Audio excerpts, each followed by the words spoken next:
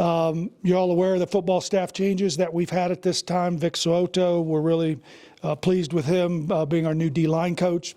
He's a great recruiter, former NFL player. Rod Chance from Oregon, another great recruiter, a young up-and-comer, great teacher of men. I'm excited about Mike Sanford and what he will bring to our team. He's got a ton of big-time experience at Notre Dame, Minnesota, Stanford, Boise State. He's been a head coach before. Kyle Devon at Michigan. They were voted the Joe Moore Award, the best O-line in the country. He was a big part of that. He's also coached at Arizona and in the NFL. He's a great motivator, and we're excited to get him into Boulder. In my opinion, our football team got better in December when we hired these coaches. We've still got a few things left to do. I'm also happy with our recruiting class that we have at this point. There's still a lot of work to be done, but being in the top 50, we feel good about that, even though our expectation in the future is that we want to be top 30 or top 25. And so I feel good about the class that we have at this point. I think we all know, and I've said this on multiple occasions, none of us are happy with the season, disappointed in the season that we had. We had high expectations, and we'll continue to have those. My expectation is that every year we go to a bowl game, and when we don't, we didn't do what would be my expectations for that team. And so that's kind of my things that I wanted to cover. I don't think, David, there's anything else. I know we've started our ski season. New coach. And we got a new coach, Andy Leroy, who's doing a really good job. And I know we had some Nordic race this past week in Salt Lake or Park City. Park City U.S. Nationals. We had a true freshman, Hannah Abrahamson, finished 7th in the U.S. Nationals this morning. So with that, questions? That's it. Thanks for coming. Oh, I know there's big questions. I know you're going to get a lot of football questions, so I'll fire a couple basketball questions I've had on my mind, Good. if you don't mind. One thing I've been wondering about is a lot of the schools on the West Coast, and granted, a lot of it's demanded by local public health ordinances, but they require vax proof at the basketball games, to attend. Right. Has there been any talk of doing that here at the event center for basketball? We've had some discussion about that. We're not ready to move in that direction at this point. We're going to do everything that we can to follow the Boulder County guidelines, which we have. We're encouraging, and we're not encouraging, but we're requiring people in the event center to wear masks. It's not perfect, but I think we've done a good job of enforcing it, and we'll continue to do that as they come in. The only time they can lower the mask is when they're eating or drinking, and we've got our staff that is working to make sure that we continue to educate people on that. I think when we send our game day app, it's always mask required, and we do the best we can on that, and we'll continue to enforce it, and that's where we're at for this weekend. Yeah, is there a threshold that has to get to where you might reconsider, or I think we're always looking at it, Pat. And again, we've got a team on campus and Boulder County Health officials that we talk to and we work with. So we'll continue to stay within those guidelines and do what we're asked to do in that regard. Coaches and ADs like the knowns in this world, and the transfer portal is the big unknown. How do you navigate that with? I mean, you have Brendan Rice, and all of a sudden you may not have him. How does coaches and ADs as a program? How do you manage that? Well, again, I think it really started last year. When you had so many. Because the NCAA gave the student athlete an additional year, so you saw a lot more people in the portal than typically. And then when we changed it to allow the one-time transfer portal, and NIL came on board, I think that's just kind of made the whole situation grow. I think, and this isn't what the rule was intended. When we did the NIL, I think there's some things out there that I'm disappointed in from that some schools are doing, because I think some of it falls under inducements. And if you just look at the bylaw 13.2 in the NCAA, we're still members of the NCAA. There's things that you can and cannot do with inducements, whether it's in the transfer portal or in recruiting. And so I just think that we have got to either, again, as the NCAA or as a conference or conferences collectively together, we have to have more guidelines. We have to have more governance of what's going on with that, because I do think there are people that go into the portal to see what opportunities they're going to have in the NIL space.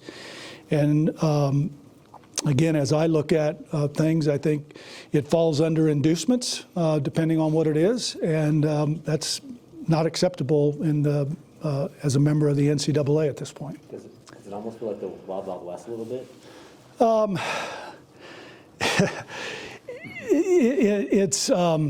It's complex, and I would say it's more chaos. Would be the word that I would use, because there's certain states that have laws, and then those schools in those states have to abide by those laws, and then there's states that don't have laws that are just doing what they want to do. And it's like in Utah, BYU's doing something different and has different parameters than Utah does because they don't have a state law. So there's so many different ways that people are going about it, and I do have concerns about some of the NIL opportunities and programs that are in place around the country. But again, that's just me, and people are going to have to. We're going to have to look at it as an industry and figure out how do we get a handle on this, because I don't think there's a handle on it today. Is that something that the Autonomous Five, maybe in UW, the Pac-12, have to get together with the SEC? Look, I think I would say this. I don't think the NCAA is performing their role. And to allow the NIL to get out of hand like it's gotten is not acceptable. And we as an industry have to embrace getting this back together so we have some guidelines that are consistent across our industry. And that's going to be really important for us moving forward. And again, you have 1,500 people in the transfer portal. Some of them, a lot of them are in there to look at NIL opportunities. And to me, you go to a school to get an education, to play for a team, and to have a great experience. And this has just added a whole new dynamic. And as an industry, we need to get our arms around this sooner rather than later. Rick, I've got people on my message board wondering how they can, facilitate NIL deals. And I know you guys can't orchestrate it. What should I tell, a CU fan that's trying to band people together to contribute Yeah, so again, I think the best thing that's going to happen in that regard is that once we bring this influencer marketplace, and just so you guys know, the influencer, it's INFLCR is the company. And they have this marketplace that allows student athletes, so businesses and donors that have businesses can go into this marketplace and match up with student athletes that they want to provide an NIL deal with. Our compliance office is involved in that. And that's probably the best way for them to do it. I know some schools have set up an LLC. We're not prepared to do that at this point because I'm not certain that that would be the best way for us to go. And so we're looking at all that. But right now, if they want to get involved, the best thing to do is contact our compliance office, and they'll tell them the right way. But once we get this marketplace up and running, there will be an opportunity for them to do it above board and be able to put their business or whatever they want to do in there to support a student athlete from an NIL perspective. Are there state laws more that you guys can do? No, we've looked at our state law. I think right now I wouldn't ask to change anything at this point. But again, I think we're early into this. I do think that We're going to get some governance. I think you all know that the NCAA is having their Constitution Convention in 2 weeks. And we're going to kind of see where they're going at that point. And then I think at that point, a lot of these things will be addressed. And then by August of this coming year, we should have a better indication on where all this is going. So that's kind of the way I see it right now. You mentioned you don't think the NCAA is performing what they should do. You were on that committee to. I was, look into that. and if you recall, we were moving down the path to put up some really good guidelines for name, image, and likeness to protect from pay for play and all these other different areas that we have inducements and those kind of things. And we were moving down that line when the Alston case was decided, and you all remember that, right? At the end of June. At that point, the NCAA decided that we're not going to put any guidelines out there. And that's the time that they decided that if you had a state law, you abide by your state law. If you don't, then you create your own program the way you see fit. And that's kind of where we are. And so in my opinion, we could have done a lot more as a body, as an NCAA, and we didn't. And I think what we're seeing, I don't know if you'd call them the fruits of our labor, maybe the spoils of our labor, that we didn't address it, we didn't put anything in place, and now we're seeing, as somebody had mentioned, the wild, wild west. I consider it chaos because it's really changing our industry in a way that I don't think is good. So that committee you were on, you guys still meet? No, we haven't met since that time. Should you meet? If the NCAA decides that they want to put some guidelines in place, yes. But we have a framework that would have been good that is sitting on a shelf somewhere. Sorry, you guys know I'm going to be candid, so. No, I remember it's like state by state Congress is a tricky thing.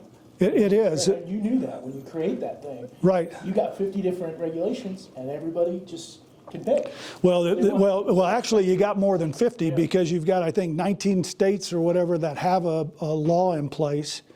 Then you got 31 states with multiple schools that don't have a policy, so all of those are different. And state by state that don't have a law, they're doing different things. So, you know, if I'm a young person coming out, how do I know what I'm getting at each institution, right? I mean, so because there's no consistency that they have on what they can or cannot receive.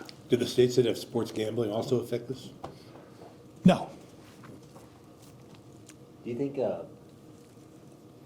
would we be seeing as many transfer portal kids if there were maybe just a little bit more regulation, or do you think that was inevitable? Well, yeah, I think some of it is inevitable, but I do think you won't see some of the outlandish things that you've seen out there if there's some guidance and some framework, if that makes sense.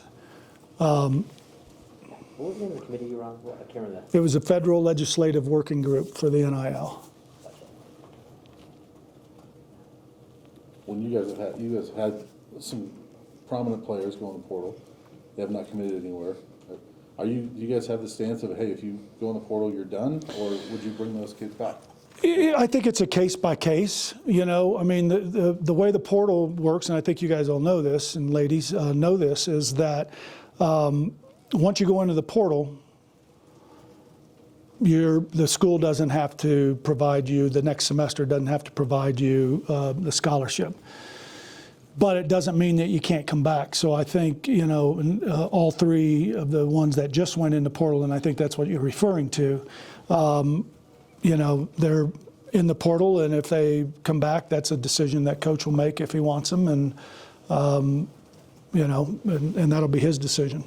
To bring that back locally, does that concern you when players have had experience or that of interest to your fan base make those decisions? In every case, individuals. Look, I think it's a concern of every Division 1A athletic FBS playing football school right now. I mean, you look at Oklahoma; they lost 2 really significant players from that program. And there's other schools around the country that are the same as we are. There's a number of them. And so I think everybody has that concern. And we knew that when we made the decision as a body that we would allow a student athlete to transfer without penalty. We knew that there would be more. I think what's happened, Sean, is that, as I said, the convergence of that with NIL, I think there's a number of student athletes that are going in there to look at what are my opportunities, from an NIL perspective. And that's not how you want it to work because, again, at the end of the day, at least at Colorado, and we're going to always be Colorado, we want our student athletes to come in here, have a world-class experience. We've got incredible programs to support that. We want them to get an education, and we want to prepare them for a life and career after sports, whether it's after the NFL or the NBA or right after college. And like I said, 98% of our student athletes that graduated have jobs, and we're really happy about that. And that, I think you get away from who you are if you start talking about NIL more than you're talking about getting the education and getting the experience you do on campus. There's been a lot of comparisons of the transfer portal to NFL free agency, but I saw a quote the other day that it's really. Well, there's a lot of free people agency. that say it's like free agency. But there was a quote yesterday I saw from somebody that says it's actually like free agency without rules. So, I mean, Well, there are no rules right now, and that's the problem, and we got to fix it. does the portal need do you guys need to do something like, there's certain dates of the year you can put yourself in the portal, or something like that? Yeah, I mean, there are some deadlines on all that, but I think if when you're done with your playing season to go into the portal, I mean, that's the time to do it. I think there's got to be a timeline at the end of the spring, and there's got to be a timeline at the end of the fall, because you still have to recruit and you have to fill those positions. So if you lose those, I mean, I think it's almost like the junior college recruiting years ago. Is that the junior college was the way to go. Now the way to go is if you need an immediate need, you go into the portal. And you're seeing around the country right now that they're hiring additional staff just to look at the portal and to evaluate the portal. And you're seeing some of that go in, and so I do think the convergence of the two have made it a little more broader and bigger than was anticipated. But I think the convergence of those two things definitely had an impact on that. Are you guys going to hire a portal? I don't know. You're going to have to ask him. Oh, did I come in? Yeah, you came in at the right time. We were just talking about NIL, so.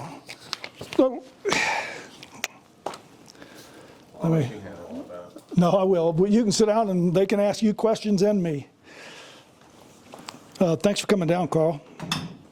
Rick, I had one more for you, Yeah, you can ask me whatever. just real quick. I didn't know what Carl- Do you want to train that with I was him? going to say, is Carl going to be answering most of the questions right now? He's going to answer some. Okay, well then.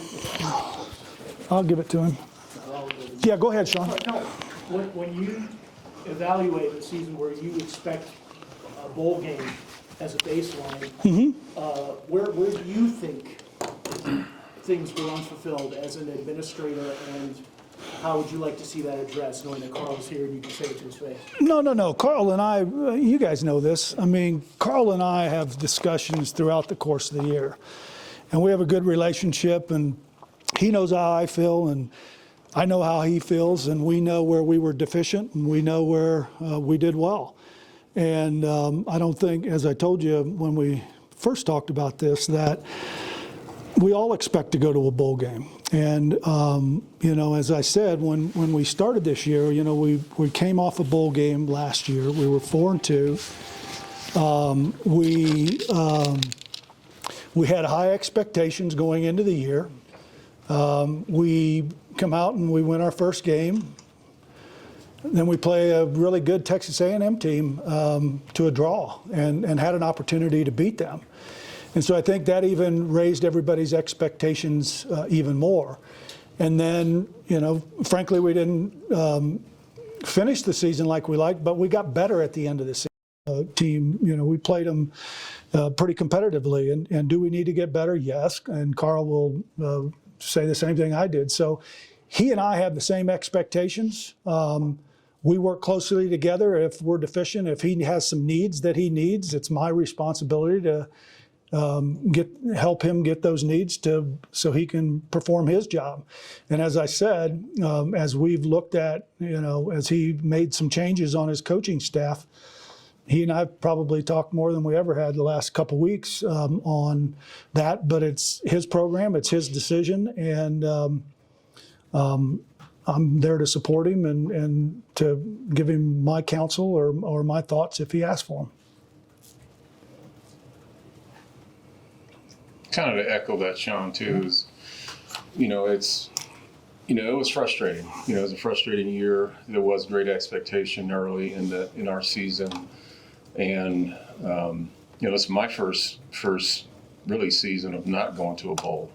So that was something that's unfamiliar, as a head coach, being in this, being in that position. And, right, wrong, or indifferent, we didn't perform at the level that we all expected to have this program be at, for this past year. I do echo this, though, and I even mentioned this with the team, particularly the last month of the season. We wanted to play our best football at the end of the year, which was something that I felt even previous years past probably was not as evident, in doing that. And so those are the things that I at least, visited with the team with after the season about, the month of November we were playing our best football, even though we were short with, with some personnel at times, and we were still being very competitive and playing hard and really doing some really positive things. We ended up 2-2 in the month of November. The goal was to try to be 4-0 to finish the year in a great way. But I have to give the team credit about their efforts and their passion about the game and playing for 60 minutes, playing hard and competing. We played with a lot of freshmen and sophomores and redshirt freshmen that, they feel going into this offseason, this begins in a couple of weeks, they're excited about, where we're headed. So the thing about this team, I felt and told them, I said, in a lot of respects, it doesn't reflect in our record, but we actually, as a football team, we're playing, the style of play that is indicative to start having success. And now it's getting the right personnel, getting some growth and development with some of these young players to kind of extend their talents, to come out to the forefront even more. And this year was a great year of experience for a lot of young players that they'll definitely assess and understand that, well, I played and there were some good moments and maybe some not so good moments, but I'm sure they're going to draw on that experience to help them develop going through this off season. So the attitude is really good from that perspective, and we're excited about moving forward. We really are. We had the first initial signing was a really good class of talent that I feel that's going to be infused in our program, just like it was this previous year. But it's those guys are be able to add that depth for those younger players that played this year, so that the depth of the program is a lot more equal. I would say the biggest thing, and you guys all know this too, is that if we were a completely healthy team all season long, I believe our first groupings on both sides of the ball were pretty good to compete. But as soon as injuries start to occur, there's a drop off on the second level in terms of that talent perspective. And that was evident, as we continue to move forward. But that's the nature of the game, though. That you kind of have to build your roster so that you have great balance, great depth. And, even in our first year, we didn't have a lot of depth, in that COVID year. And it was evident how that hurt us towards the end of the year, too, in 2020. But the program is getting to a point where the depth is really not much far off from the top level. And that's where there's some encouragement about getting more guys, more experience. The guys that they played extensively last year that were young, they should be better this year. And then those young players come in we think are talented to really give us some quality depth where there isn't such a drop off, but we're still going to be young in a lot of respects. Now the portal, as we know, that's a new element that's going on right now that's no one really has a great understanding of all of the facets of it. I think it's particularly how it's been set up this year with guys going in and the reasons for going in, and some of it's related to playing time, why they want to go to another place. Some of it's related to, well, they want more than just the playing time. So those are the things that we have to continue to create, opportunities and avenues for us as we move forward to be competitive in all of those markets. So that's just something that we're kind of working ourselves through right now. How do you, we were talking about this before you got here, and Rick used the word chaos or wild wild west. How do you navigate this transfer portal, which is chaotic, and you don't know? I mean, Brendan Rice enters or whatever. How do you kind of navigate that? Will players be allowed to come back if they want to, or you maybe are counting on a player and they all of a sudden go in there? How do you navigate that landscape? That's the challenge, because it's like what's behind door number 1, number 2, and number 3, and you open that door and it's you losing this player, or something like that. That's usually unexpected.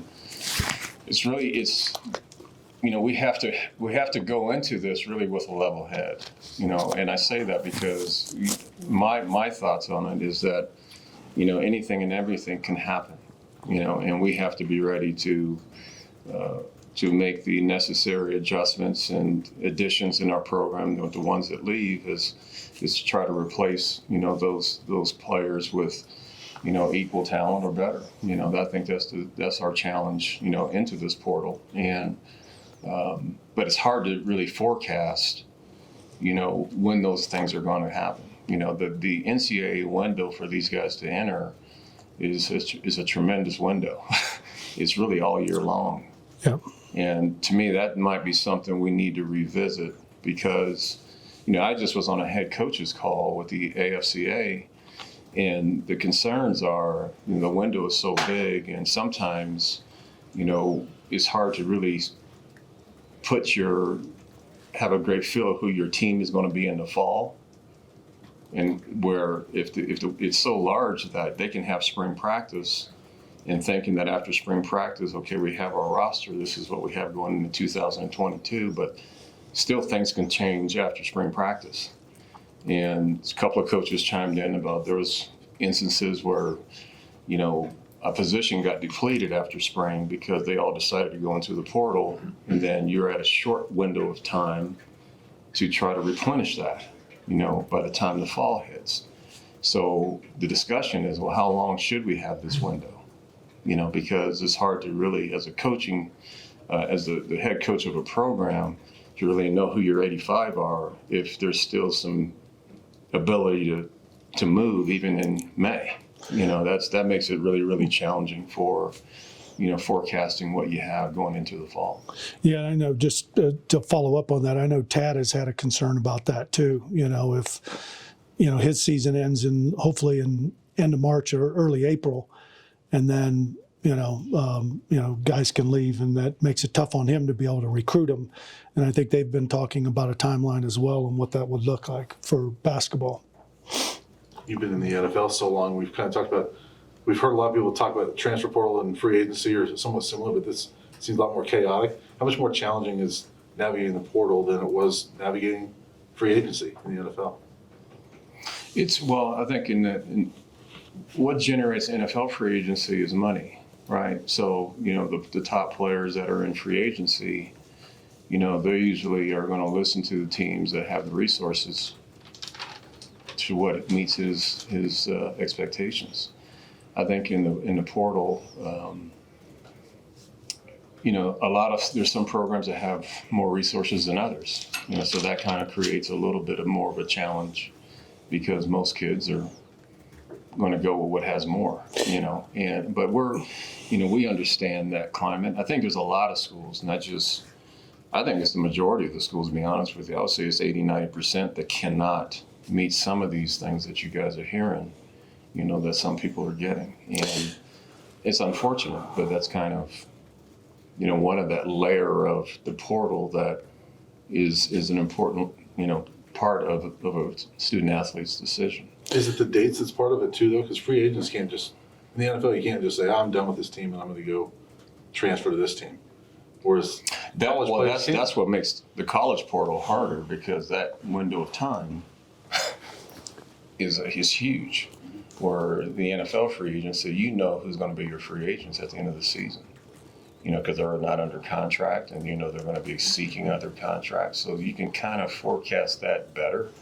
Whereas the system we're in, they can leave in the fall, middle of the season, after the season, in the spring, after spring practice. I mean, it's a lot more challenging. Are you gonna hire a transfer manager to overlook that? Do you know? Do you want someone like You're that? asking for I don't make the money decisions. That's Oh, wait a second. is that question directed?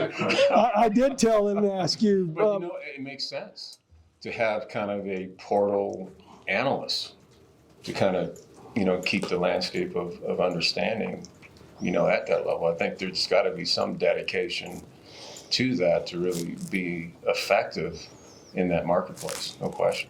How can you do that and not tamper, I guess, by the NFL? Well, yes and no. I mean, because you're not allowed to tamper, number one. And number two, you're not allowed to contact a student athlete until they put their name in the portal. So if they contact him prior to the portal, that's tampering, that's an NCAA violation. But once they go into the portal, anybody can contact them. And so that's why I think, for Karl, having somebody look at that, knowing every day who's going in, what their abilities are, what their talents are, what our needs are, to be able to assess that and do it quickly, because, let's just, a couple of our guys just went in the portal. Well, classes start on Monday at a lot of schools around the country. And so you got to move fairly quickly in all that. And so I think we have to be nimble, and I know Karl and his team will be nimble, moving forward on the portal and who goes in. But one of the things I said before you got here, I think the convergence of NIL and the transfer portal has made it much broader and much bigger, because NIL coming out with people going in there to see what kind of deal they can get. And again, I consider that an inducement if they're having those discussions, because it's pretty specific in our bylaws what that means. But again, that's something the NCAA needs to address. Aren't there deadlines with it to be enrolled into 12 hours? There's, at every school, they've got a different time period that you can enroll in classes. So sometimes you'll get a transfer a week after you've started classes, and each school has a different time frame that you can be enrolled. Brandon, tangent, but wondering how you're feeling about Drew Carter playing basketball, how those conversations go. I know it's something he wanted to do. Did you think maybe he'd change his mind after a year of football? What were those conversations like? And what's your expectations of him as your off-season program gets rolling? Well, he'll be back with us, when we get started with our off season on the 18th. And, he's, like you said, his second love is basketball. He's been he's from a basketball family. His sister plays at Clemson, and so it's been a big part of their family. And so we had an agreement with Coach Boyle and myself about him helping out the team and being involved in the game. But he knows that when we start our off season on the 18th, he's back with football. So we let him for the end of our season through December and the first couple of weeks of January to be with the basketball program. I think it helps him both mentally and emotionally. Still being tied, a little bit doing with that sport, knowing that he understands that he's one of our quarterbacks, and he's got a lot of development to continue to improve with. And but it's one of those things that we actually like. I like multi-sport athletes. I've always liked guys that have the ability to help our track team, for example. That seems to be a little easier fit where, they can still help our track team as sprinters or jumpers or whatever they do, but they're still involved in the football process of what we do in our program. So, I've done that, even when I was previously at UCLA. And we've had 2 or 3 guys this past spring that helped our track team and did some really, really good things, and they got faster, and it also helps them in the football arena. Karl, what do you say to fans who are certainly interested and in many cases excited about the change, maybe not so much on the roster side, but on the coaching side, and what's going to be different about that from the way you guys look, and maybe just advancing into next year or 2022. How are the Buffs going to be different with some of these additions on the coaching side and then eventually on the talent side? It's a good question too, and I think I treat the coaching side just as much as the player side is to, when you come off of a disappointing year, I don't believe in just being status quo going into the next season. I think that sends the wrong message about, the expectations that we all have, so I wanted to make, and with Rick's endorsement of it, is to make the necessary changes for us to be better as a staff in coaching our players so that we can get a better product, on the field. And so getting the types of coaches that I think are going to help us be better, in terms of our football. That's an assessment I do both from a player perspective and from a coaching staff perspective. And that's the tough part of this business. It's a business that it's about being productive and winning games and, being competitive. And when you have a season, like I said earlier, this was my first season as a head coach, not going to a bowl. I'm not happy about it.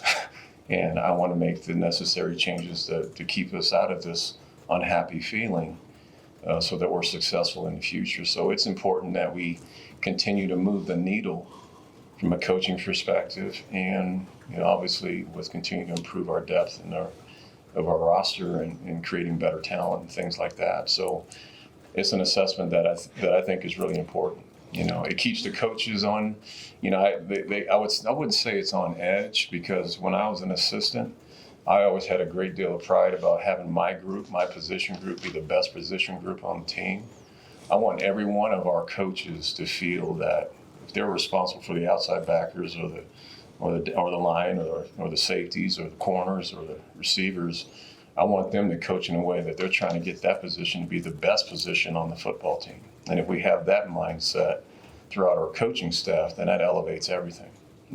So we create higher standards, we create better execution, particularly in practice, and the confidence and things like that. So that all goes hand in hand, but it does start on the coaching side, making sure we're getting the quality coaching that's developing our players so that they can perform at a high level.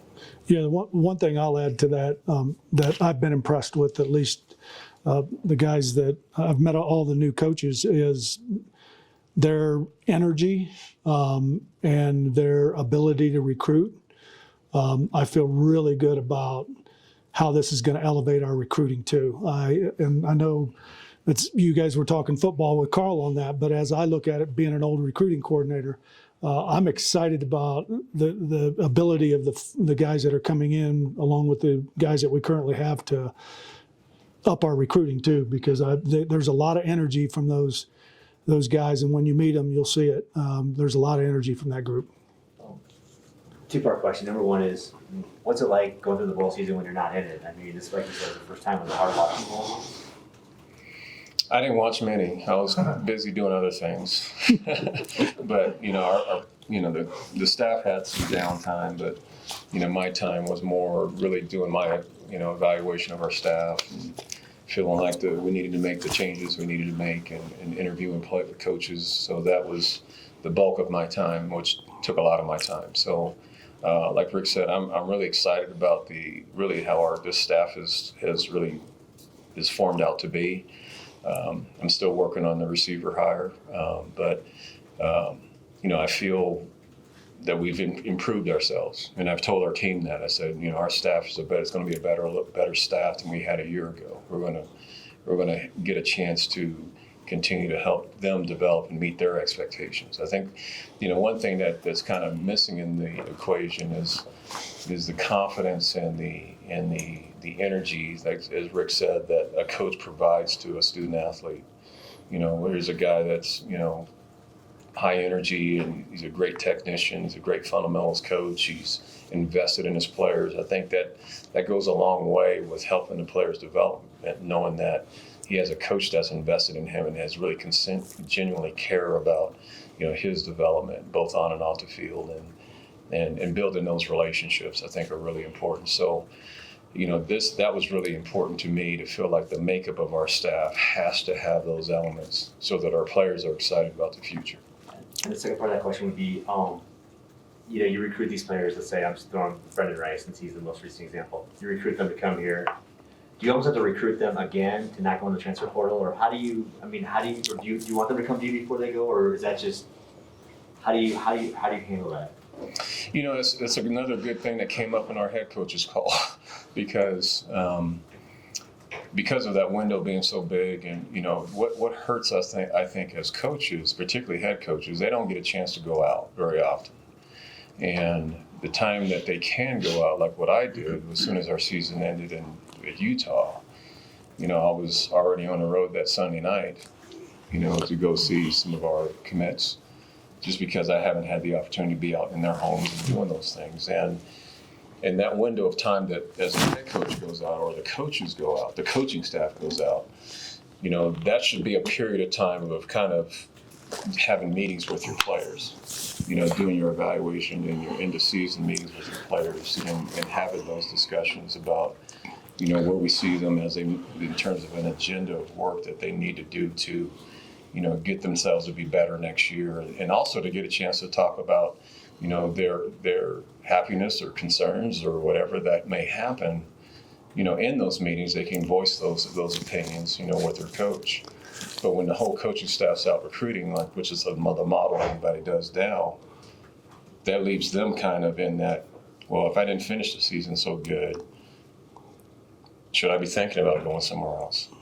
And there's no discussion. And that's where you saw 3 or 4 of those things happen, of those decisions that were made when we were all out and on the road, that we find out from our compliance people that so-and-so went to the portal or so-and-so went to, and you try to call them and ask what's happening, but a lot of the time when it gets to that point, it's already, the decision's been made. So I think what the NCAA is trying to talking with Todd Berry, is that it's maybe the first week after the season is to have a dead period of time where you can't go out recruiting, so that you can kind of tie up loose ends with your football team before you go out recruiting. And I think that's been a window of time that some of those decisions are being made and you're not around. That's what makes it hard, that you're trying to catch up to the situation and it's already too late. Yeah, and I think the other piece to that, and he's right, I think they're looking at it from an AFCA level, but they're also looking at it from a football oversight committee. Is that December signing day the right date? Because, I think all of you saw, coaches being fired 2 or 3 games before the season was over, 4 or 5, games before the season, because this recruiting, you wanted somebody in place that first week to go out. And that's a concern too that we have in college football. That has to be addressed too. And I think Carl's right. If we can have that week after the season, because if you think about it, we finished on Friday, but typically we're going to finish on a Saturday, and then they're on the road Sunday to go recruiting, and it doesn't give you the opportunity to meet with your student athlete to talk about the concerns that they may have or you may have, and then at least you can have that discussion. So I know I'd support that, and I'm sure there. I think it made a lot of sense when they came out today. Yep. Are they talking about making it like August or making it before the season? That's been broached, but I've talked to Tyler about that too. He's just like, they're not crazy about that early December date with where things are at. If that could be, the principle is right. Right. The date is not great for the end of the season. I don't know if there's a happy medium. I have my opinion, but he's the coach. I'll let him. What we talked about today was to move that to like the first week of January, which really makes sense. Because if you have that dead period, that dead week after the season, then you have a couple of weeks to recruit, to go recruiting in December. It does make sense to push it back just a little bit, on that early signing period. And what actually came up too, which is, I'm just throwing this on your plate now, is it's all right. They were talking about You guys can help me solve it. the limitations of visits, right? So they actually said this might work is maybe you should have 30 official visits is the max you can have before the first signing day, and then have another 30 official visits after the first signing day to the second signing date.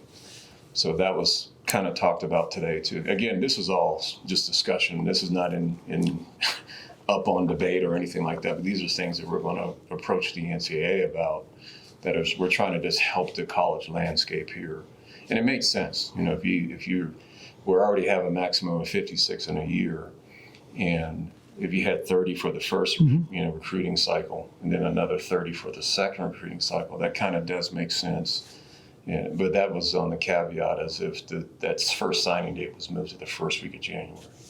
Is the answer really just kind of in the old model of just stick with the first Wednesday in February, which gives everybody time to settle their rosters, get the ball games? I think the challenge of that, and this is where I think the high school recruit, their value gets lessened, because if you did that, and this is just me, I'm not saying everybody feels this way. I like the early, I look at it this way. If we can official visit some student athletes, you know, in the spring and summer, and they know that they want to come and this is what they want to do and all that stuff and committed, why not have the first signing day for those? And if you just saying just do the one signing date in February, then why do we need the early signing? Why do we need those early recruiting big weekends in the summer when there's a whole year, almost a whole 8 months later to making that decision? So I thought just me being new coming back into college these last couple of years, it did make sense if you had those early official visit weekends in the summer, early summer, and they've made their decision, they're committed, and why not? That's to me is why they should have that early signing date with those guys that have made their decisions and move on, and then just move to the second phase of this. I think the second phase, if you try to do it all in one, in my opinion, I think you're recruiting kids for a while, and then all of a sudden you find out that so-and-so's in the portal.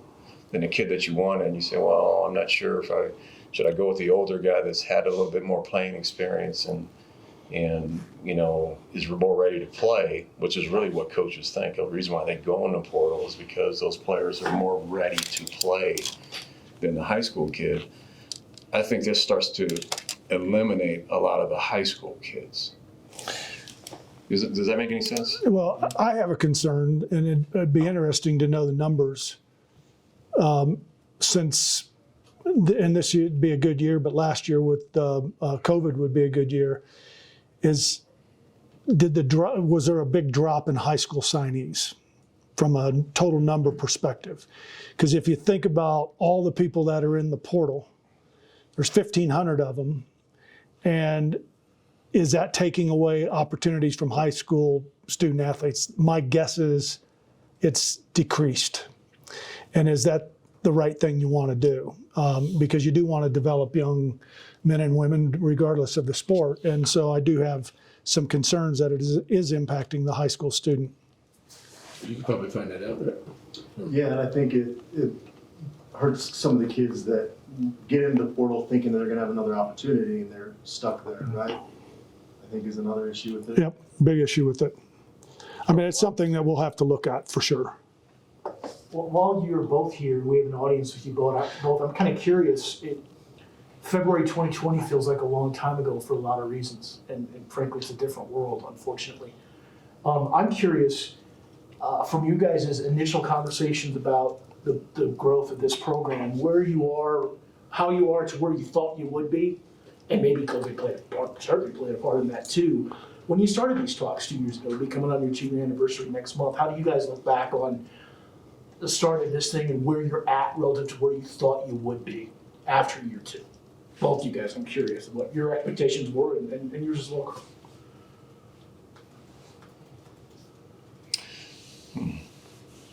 You know, I really don't, you know, the first year was, and you guys have heard me say that, I really don't even count that year because it kind of was a weird season. You know, it was 6 games and obviously COVID and all those things. And I know that, you know, time is time, and yeah, it is a year. But I felt like the growth of the program really started this year. The growth of the program. So that was from this time a year ago. We were in the negotiations of hiring a strength coach and getting him started in February and things like that. So I thought the foundation of the program was really built this year, this 2021 season. I think what makes it a little bit more difficult in the assessment too, Sean, is the fact that I don't think anyone felt that the portal would be as big a factor if you would have asked me a year ago to, what does that look like going into next year? No one really would have thought it was going to be as big of a factor as it is currently.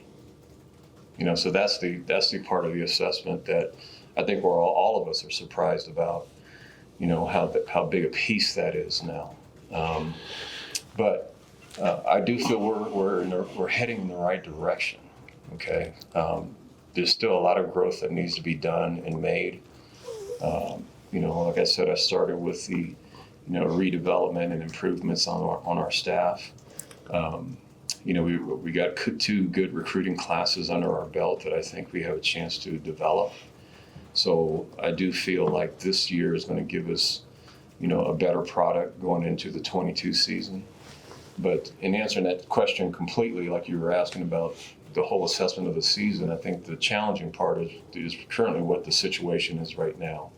I don't think anybody really forecast, everyone leaving programs and things like that to the level that it is right now.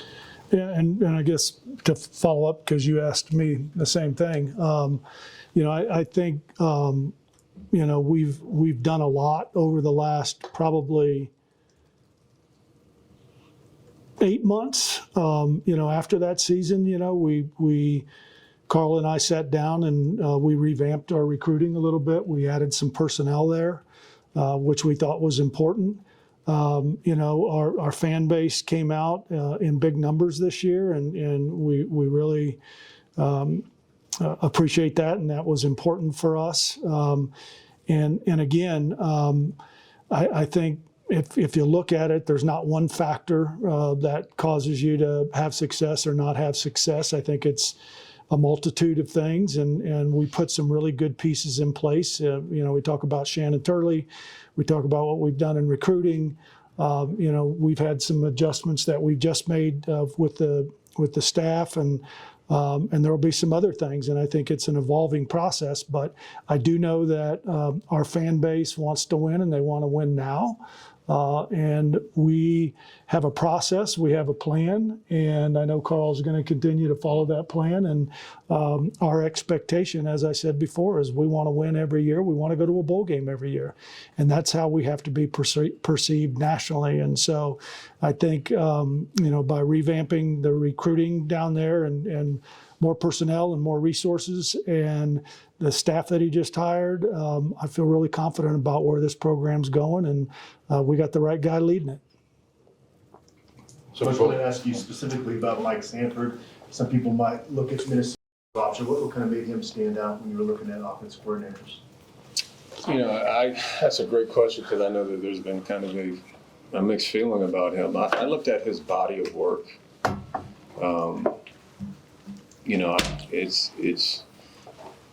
His body of work as a coordinator, and he previously has been a head coach. He's had success, as a coordinator at Boise and Notre Dame, places, Utah State, places he's been. But I know that sometimes, people are concerned, what has he done last, right?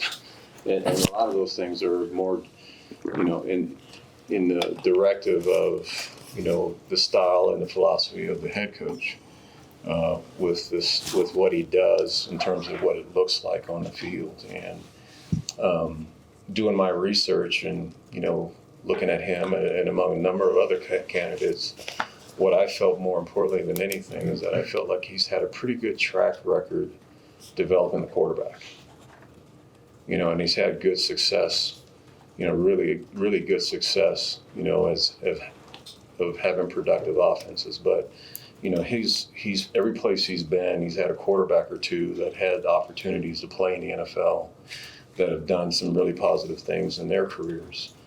And so what I was looking for was a developer, and then a guy that can mold a roster into having some success.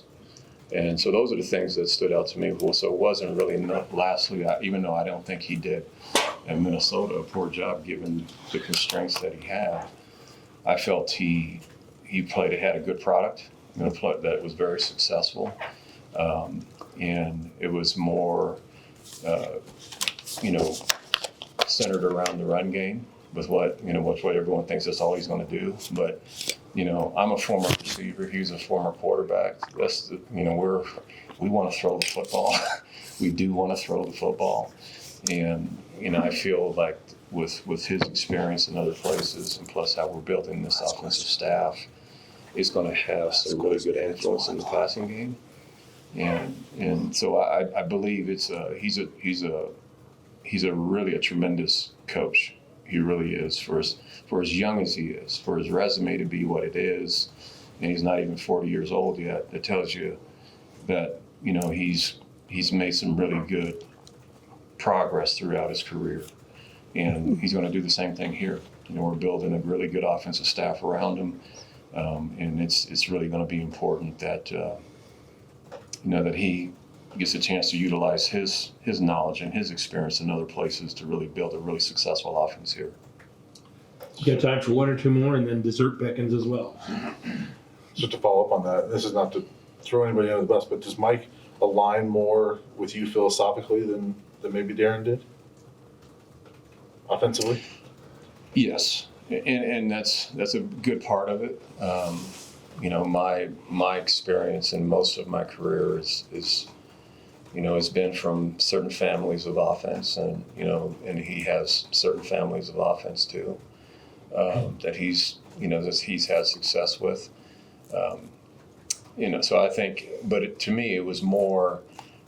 Just like for myself in my career, 37 years of coaching and coaching staffs that I've been in, I've learned a lot of football in that span of time. And what I liked about what he was able to do, he's been in, a West Coast system. He's been in, some other systems with Chris Peterson and some other places that have been very successful. And I kind of like more variety in that background, whereas I don't think Darren had as much variety in terms of his growth and where he was.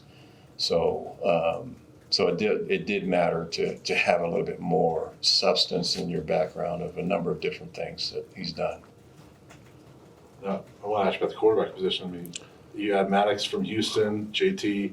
You're hoping to be healthy. We need depth, yeah. You're coming back. So, I mean, all of a sudden you go from 2 scholarship quarterbacks, so it looks like you're going to have about 6. How excited are you for that position, and kind of where do you see that? Well, it was really hard our first year when we only had 2, and thank goodness we were able to get Sam Neuer back, and for him to do what he did for us in 2020 was, tremendous. It tells you the kind of young man he was, and to be able to do that for us is really, I think I owe Sam a lot for coming back and helping us in 2020, But 2021 ended up being almost the same scenario again when, he decided he wants to go, and we only had 2 on scholarship. So we needed to get the depth in our program. It's hard to kind of replenish all of that all at one time.